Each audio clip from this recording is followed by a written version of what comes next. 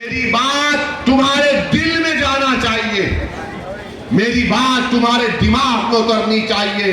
अरे क्या तुमने नहीं देखा कि जयपुर की ट्रेन के एक्सप्रेस में एक जालिम रेलवे प्रोटेक्शन का ऑफिसर एक आतंकवादी की तरह नाम पूछकर गोली मारता है। मरने वाले 3, एक का ताल्लुक हैदराबाद से था। हमने हमारी मुख्यमंत्री के पास जाकर असेंबली में हमारे एमएलए अकबरुद्दीन ओवैसी ने मुतालबा किया कि मरने वाली बेवा उसके बच्चों को सरकार पैसे दे। सरकार ने पैसे दिए। उसके 3 बच्चे थे, एक 6 महीने का मासूम बच्चा भी था। उनके अकाउंट में पैसे जमा करवाए। सरकार से कहा कि बेवा को नौकरी मिलनी चाहिए, नौकरी का कागज उसको दिया गया। हमने सरकार से कहा बेवा है उसको गवर्नमेंट घर दे, उसको घर मिला, घर के कागज मिले बेवा के नाम पर। बताओ, एक मरने वाले का ताल्लुक राजस्थान से था, क्या मिला उसको? उसका गुनाह क्या था कि उसको गोली मार दी गई? उसका गुनाह यही था कि उसके चेहरे पर दाढ़ी थी। बताओ, ये जो सेकुलरिज्म के नाटक करते हैं कि ओवैसी को गाली देते हैं, बताओ तुम्हारी सरकार ने क्या किया उन गरीब परिवार के लिए? वो राजस्थान का था, बिहार से आकर राजस्थान में अपना पेट पाल रहा था, बरसों से राजस्थान में था, मगर यहां की सेकुलर कांग्रेस सरकार ने कुछ नहीं किया।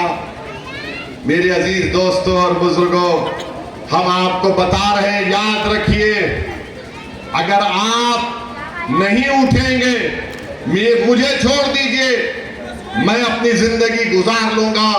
मैं पहले भी कहा, आज भी कह रहा हूं, मैं आपका था और आपका रहूंगा। मैं आपका दीवाना था। जिंदगी जब तक अल्लाह बाकी रहेगा मैं आपके लिए लड़ता रहूंगा। मगर एक बात याद रखो, नहीं, एक बात सुनो मेरी बात, एक बात याद रखो, आपका क्या होगा फिर? आपका क्या होगा? कभी आपने सोचा कि कौन तुम्हारी लड़ाई लड़ेगा? आप देखो, राजस्थान में हमारे राजपूत भाइयों का नेता है, गुज्जर समाज का नेता है, जाट समाज का नेता है, दलितों का नेता है। बताओ, तुम्हारा नेता कौन है? कहां से आएगा? कोई आसमान से नहीं आएगा, कोई जमीन से निकल कर नहीं आएगा।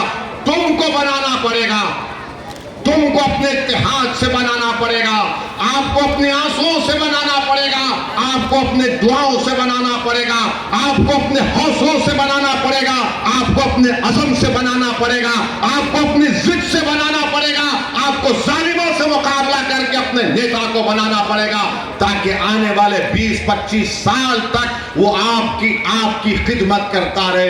अगर आप ही नहीं उठेंगे तो कहां से आएगा? बताओ। मेरे अजीज दोस्तों, मेरी इज्जतदार माँ और बहनों, मेरी आपसे एक ही अपील है कि आप इंशाअल्लाह ताला, मुझे यकीन है कि आप अपने इस बार अपने और का सही इस्तेमाल करिए। डरने और घबराने की जरूरत नहीं है। इतना नुकसान आप और हम उठा चुके हैं, अब नुकसान उठाने के लिए बचा क्या है? जब जिंदा बच्चों को, नौजवानों को उठाकर जिंदा जला दिया जाता है तो क्या बचता है हमारे पास?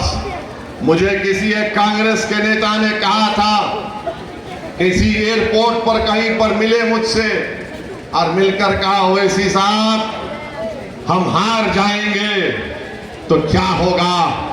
मैंने कहा, हार से तुम डरते हो, मैं नहीं डरता। बोले, इसका मतलब क्या है? मैंने कहा, इसका मतलब यह है कि 75 साल से फलस्तीनी मर रहा है, कट रहा है, मगर खड़े होकर मुकाबला कर रहा है। तुम्हारी नजर में हार होगी, मेरी नजर में वो कामयाबी है। बोले, वो कैसे? वो ये है कि जालिम के सामने कोई सीना सिपर होकर खड़े होकर कहता है कि मैं मरने से डरने वाला नहीं हूं, मुझे मेरा हक चाहिए, वो उसकी कामयाबी है। तो मेरी आपसे अपील है कि आप, जमहूरियत है, मैं आपको लड़ने के लिए जब कह रहा हूं तो किसी को मारने के लिए नहीं कह रहा हूं, किसी को हिंसा की बात नहीं कह रहा हूं। मैं कह रहा हूं, अपने वोट का सही इस्तेमाल करो, अपने नेता को बनाओ, पार्टी को मजबूत करो, 40 साल तुमने इन तमाम का साथ दिया। अरे 5-10 साल मेरा साथ देकर देखो, मेरा साथ दो, मेरी पार्टी का साथ दो। अगर उसके बाद तुमको कुछ तब्दीली नजर नहीं आई तो देख लो। आखिर आप ये क्यों नहीं समझते कि असदुद्दीन ओवैसी की मुखालिफत क्यों की जाती है? क्या मैं इनका खजाना उठाकर भाग गया हूं? मैं तो इनका खजाना नहीं उठा रहा हूं, ना उनको लूट रहा हूं। वो मेरे खिलाफ इसलिए है कि वो गरीब और मजलूमों को बता रहा है कि उठ जाओ, अपने हक के लिए खड़े हो जाओ, तुम इस्तेमाल मत हो। जिस तरह दूसरे लोगों को, दूसरे तबकों को इंसाफ मिल रहा है, आपको भी मिलना चाहिए। ये बात उनको पसंद नहीं आती।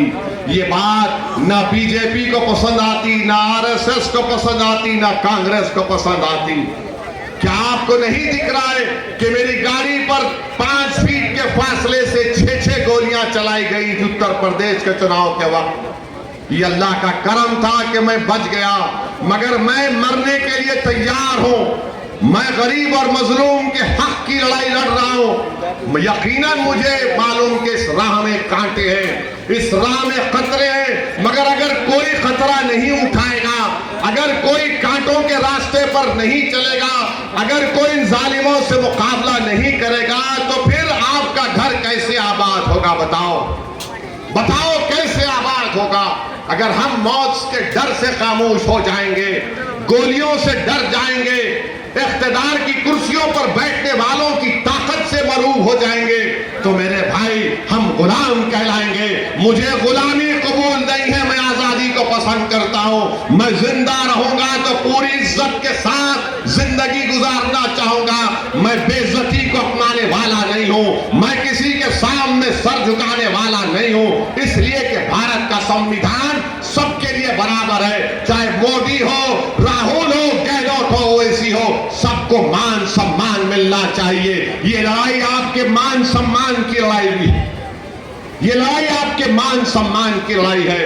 आप बताइए, आप इख्तिदार छोड़िए, आप अपने एमएलए को कामयाब करिए और फिर देखिए कि इंशाअल्लाह ताला कैसे तब्दीली पैदा होगी। मुझे आखिर में कहना है कि कल हमारे भाई अकबरुद्दीन ओवैसी का एक जलसा है भट्टा बस्ती में और रामगंज में। अगर आपके पास वक्त है तो जरूर तशरीफ लाइए। और वो मुझसे बेहतर इंसान है, मैं कह रहा हूं मुझसे बेहतर इंसान है, मुझसे काबिल है और मुझसे बेहतरीन तकरीर करने वाले हैं। तो आपके पास वक्त है तो जरूर आइए।